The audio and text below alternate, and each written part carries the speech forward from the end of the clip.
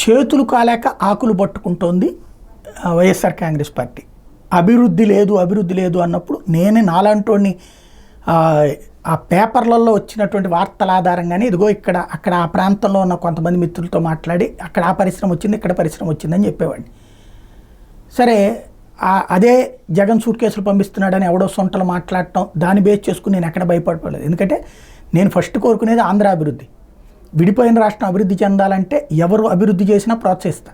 అదే సందర్భంలో వీళ్ళ వల్ల నాశనం అయిపోతుందని నేను ఏది అనుకోను. ఏ రాజకీయ నాయకుడి వల్ల ఏది నాశనం కాదు.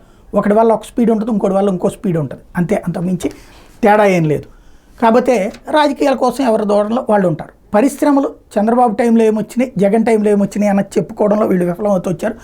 ఇప్పుడు సాక్షి వార్తలు రాస్తుంది కానీ అది పట్టించుకుంటారా జనం అన్నటువంటి చూడాలి. ఎందుకంటే తాజాగా వీళ్ళు ఓ ఫుల్ పేజీ కథనాలు రాసుకొస్తూ అందులో సీఎం చేతుల మీదుగా ఉత్పత్తి ప్రారంభమైనటువంటి యూనిట్లు Grasim Industries, ATC Tyres, Ramco Cement, Century Panels, Aditya Birla Garments, Panel Opto Display Technologies, Foxlink India Electric, Sunny Opotech ఇవి డైరెక్ట్గా ఉత్పత్తి ప్రారంభమైన యూనిట్లు.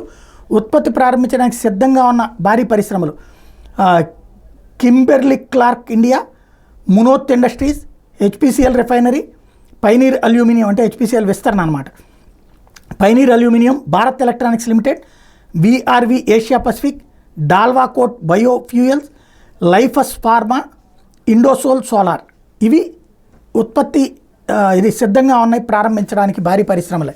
అలాగే జగన్ భూమి పూజను చేసిన పరిశ్రమలు ఇంటెలిజెంట్ సెజ్ పాదరక్షల ఉపకరణాలు, Hill Top SEZ Footwear, Dixon Technologies, Foxlink India విస్తరణ, ATC Tyres phase 2, Pidilite Industries, mega fruit processing, Inox Air Products, Optimus Drugs, Win Specialty Insulators, స్టెరాక్స్ లైఫ్ సైన్సెస్, సినాస్టిక్స్ ల్యాబ్స్, ఇషా రిసోర్సెస్, అస్సాగో Industries, JSW Steel ఇవి పాదరక్షల ఉపకరణలు, పాదరక్షలు, television, smart వాచీలు, ear pads, టైర్ల తయారీ, వాటర్ ప్రూఫింగ్ ఉత్పత్తులు, ఆహార ఉత్పత్తులు, పారిశ్రామిక వాయువులు, pharmaceuticals, insulators, bulk drugs, coke and coal screening, bio ethanol, ఉక్కు తయారీ ఇవి వస్తున్నాయి అన్నటువంటి లెక్క చెప్తున్నారు. అది ఎంతవరకు వాస్తవం అన్నటువంటిది తెలుగుదేశం వాళ్ళు ఏం చెప్తారో చూద్దాం.